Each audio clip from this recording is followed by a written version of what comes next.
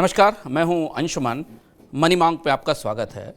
आज हमारे संस्करण में हमारी मनी मॉन्क हैं राधिका गुप्ता। राधिका गुप्ता को आप बहुत तरह से जानते होंगे। वो नई पीढ़ी के लिए प्रेरणा है, म्यूचुअल फंड इंडस्ट्री का एक जाना माना नाम है। राधिका गुप्ता 1.2 लाख करोड़ रुपए की एसेट संभालती हैं। इसका मतलब समझे आप, 1.2 लाख करोड़ रुपए निवेशकों ने उनके भरोसे पर रखे हैं जिसमें वो निवेश करते हैं। राधिका गुप्ता के नेतृत्व में पिछले 5 साल में एडलवाइस पर लोगों का भरोसा 5 गुना बढ़ा है और ये ऐसे नापा जाता है कि कितने ज़्यादा लोगों ने एडलवाइस में निवेश किया है। करीब 60 के आसपास स्कीम्स, म्यूचुअल फंड की स्कीम्स राधिका गुप्ता मैनेज करती हैं और भारत के फंड मैनेजमेंट के पूरे परिदृश्य में इस दुनिया में राधिका गुप्ता का विश्वास और भरोसे का नाम है।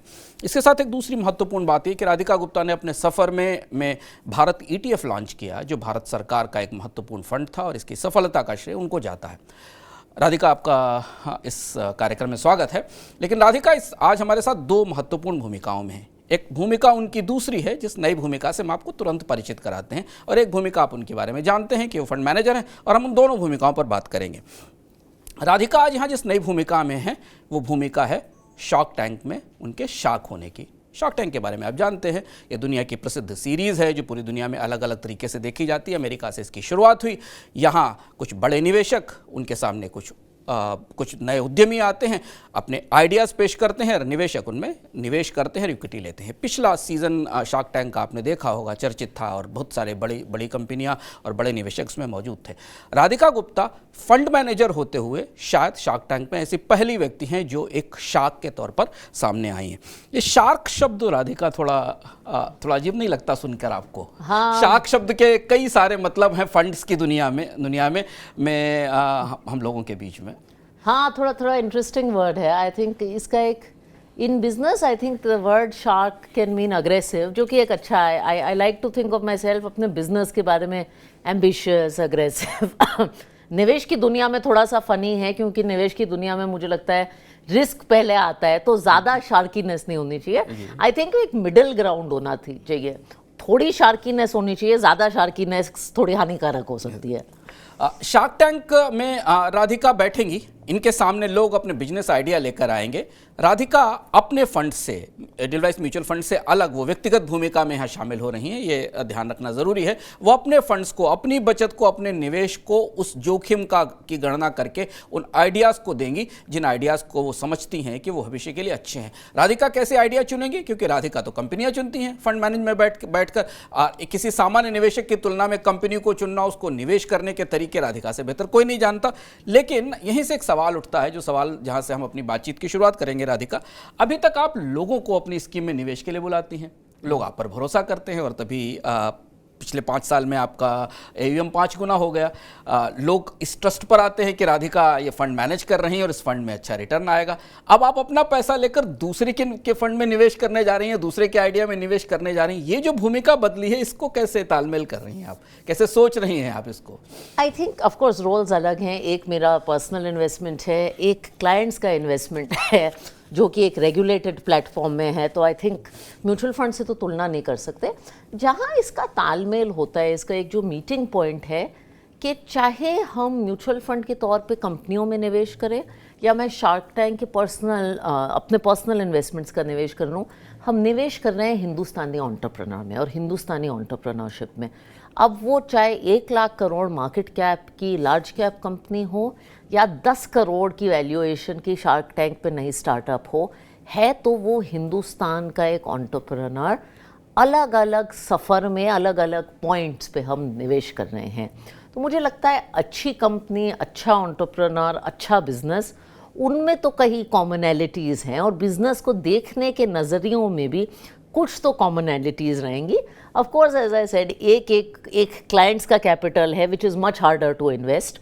उसके रेगुलेशंस हैं, तो वो एक बहुत अलग दुनिया है and I am a CEO of that business. This is my personal capacity. लेकिन एंटरप्रेन्योरशिप एक मीटिंग पॉइंट है।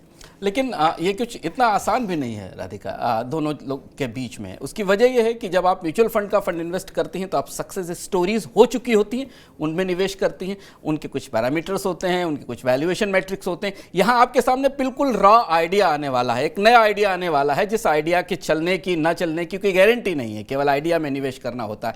तो जब आपके पास AUM है और जब आप फंड एलोकेट करती हैं तो जो पैरामीटर्स इस्तेमाल होते हैं वो कंपनी के परफॉर्मेंस के होते हैं, रिटर्न के होते हैं, कंपनी के कैपिटल एलोकेशन के होते हैं, उसकी क्लीनलीनेस, ट्रांसपेरेंसी, बहुत सारे वैल्यूएशन पैरामीटर्स लगाकर आप इन्वेस्ट करते हैं। यहाँ किस आइडिया को आप चुनने के लिए जाएंगे? आपका अपना पैरामीटर फार्मूला क्या होगा? ये सवाल मैं इसलिए पूछ रहा हूँ कि शार्क टैंक के पिछले अनुभवों से लोगों को ये पता है कि बहुत सारे आइडिया इन्वेस्टमेंट में जो वैल्यूएशन के पैरामीटर थे वो सिर्फ आइडिया के बेस पर थे।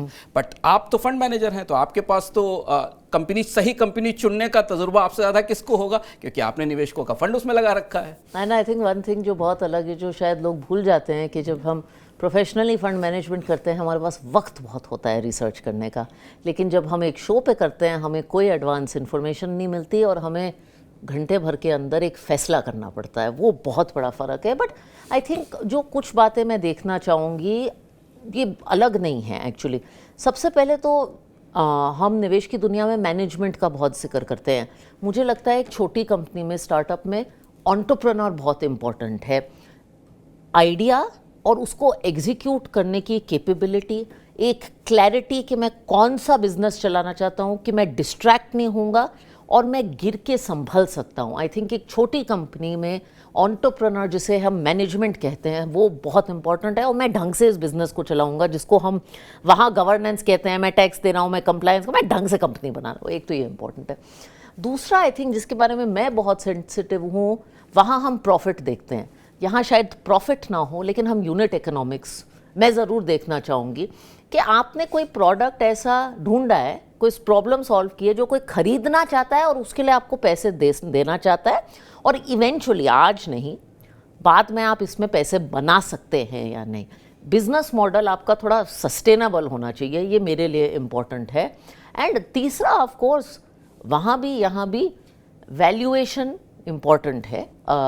अब यहाँ आप प्राइस टू अर्निंग्स मल्टीपल और वो सब, वो तो देखते नहीं है, लेकिन एक सैनिटी की जो रेंज होती है वैल्यूएशन की, भाई आप क्या मांग रहे हैं, ऐसे ही आके कुछ ना मांगे, वो भी थोड़ा सा इम्पॉर्टेंट है। क्योंकि चाहे किसी और का कैपिटल हो या अपना कैपिटल हो, पैसे की इज्जत करनी चाहिए, कैपिटल की इज्जत करनी चाहिए। तो वो मेरे लिए बहुत इंपॉर्टेंट है। एक और चीज़ जो मैं कहना चाहूँगी, ये एक निवेश का एफर्ट है। ऑफ कोर्स मैं पर्सनल कैपिटल डाल रही हूँ, बट ये एक यंग युवा एंटरप्रेन्योर को सपोर्ट करने का भी एफर्ट है। तो इसमें मैं ऐसे बिजनेसेस से भी जुड़ना चाहूँगी जो मेरे दिल के करीब हैं, जहाँ मैं कुछ वैल्यू ऐड कर सकती हूँ, कुछ ऐसे क्षेत्र जो which speak to my heart. That is not true in professional investing. तो यहाँ एक थोड़ा सा पर्सनल एंगल भी आ जाता है।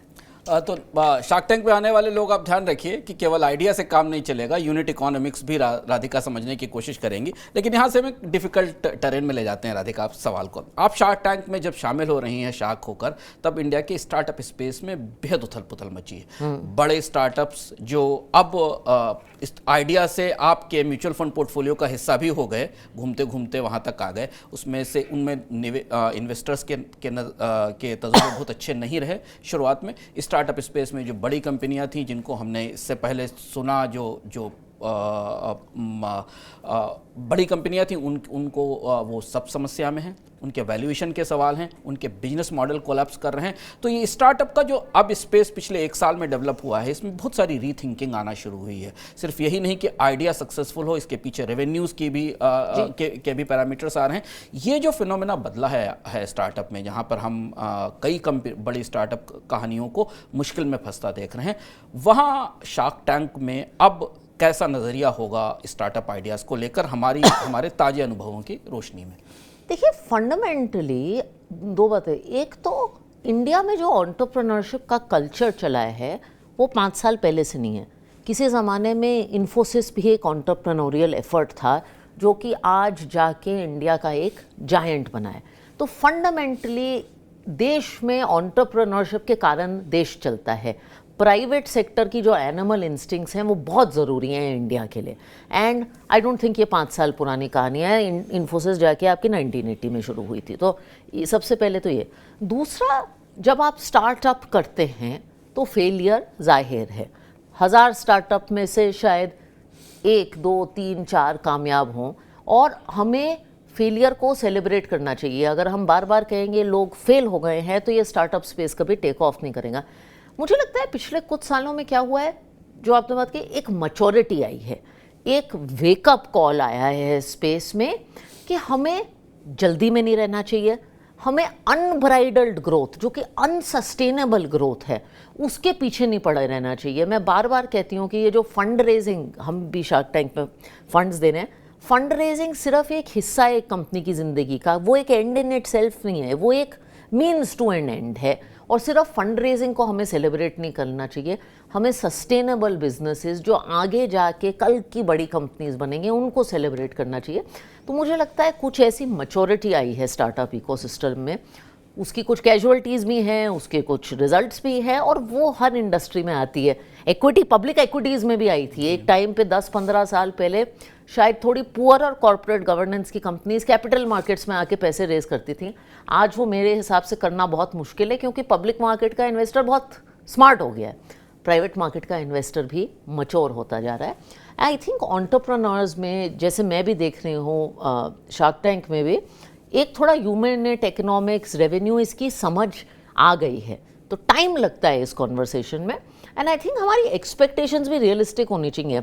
आज आप बिजनेस शुरू करेंगे तो वो लॉस मेकिंग होगा, लेकिन एक पाथ होना चाहिए प्रॉफिटेबिलिटी का, पाथ होना चाहिए, वो बहुत ज़रूरी, और एक माइंडसेट होना चाहिए। तो आपके जाने से शार्क टैंक पे, जैसा राधिका बोल रही, शार्क टैंक के डिस्कशंस शायद इस बार थोड़े डिफरेंट होंगे, क्योंकि इससे पहले शार्क टैंक के डिस्कशंस उन स्टार्टअप इन्वेस्टर्स के ही थे, शार्क के तौर पर जो मौजूद थे, जो कुछ स्टार्टअप रन कर रहे हैं, उनकी अपनी सक्सेस स्टोरी, अपने उनके चैलेंजेस हैं। कुछ के स्टार्टअप पहले सब फेल हुए, फिर उन्होंने दोबारा शुरू किया, और वो उस एक्सपीरियंस के साथ जा रहे थे। पर इस बार शार्क टैंक में एक फंड मैनेजर मौजूद है, और फंड मैनेजर के वैल्यूएशन के पैरामीटर्स शायद ज़्यादा बड़ा चैलेंज होंगे उन आइडियाज़ के लिए, जिन आइडियाज़ को लेकर लोग आएंगे और राधिका को कन्विंस करेंगे। बट यहाँ एक और सवाल राधिका निकलता है, इंडियन स्टार्टअप स्पेस में 2 तरीके के सिनेरियो दिखाई दिए हैं। एक तो प्योर आइडिया सिनेरियो, और दूसरे वो जिनके पास एक स्केलेबल बड़े मॉडल थे, जिन्होंने बड़े मॉडल्स डेवलप किए, लेकिन वो मॉडल्स डेवलप होने के बाद कहीं ना कहीं वो रेकलेसनेस का शिकार हो गए।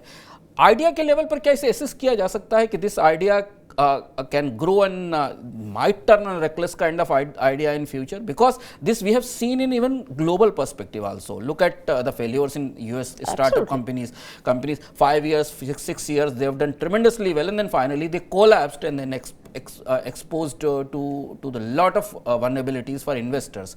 So this phenomena is also prevalent in India in certain startups. I actually think idea की value बहुत ज़्यादा नहीं है, बिकॉज आइडिया बहुत लोगों के पास होते हैं, and that is why I said कि अगर आप स्टार्टअप कंपनीज देखें, मेरे हिसाब से the person running the business is very important, क्योंकि पर्सन या जो एंटरप्रेन्योर है वो 2 बातें डिसाइड करेगा। एक तो कि आपने जो आइडिया लिया है आप उसे एग्जीक्यूट कर सकते हैं। बहुत बार लोगों का क्या होता है, हमने ये यहाँ भी देखा है, बाहर भी देखा है, आपने कहा कि मैं एक कॉस्मेटिक कंपनी चलाऊँगा, चलते चलते चलाई, फिर आपने सडनली डिसाइड किया अच्छा ये नहीं चल रही, मैं कुछ और कर लेता हूँ।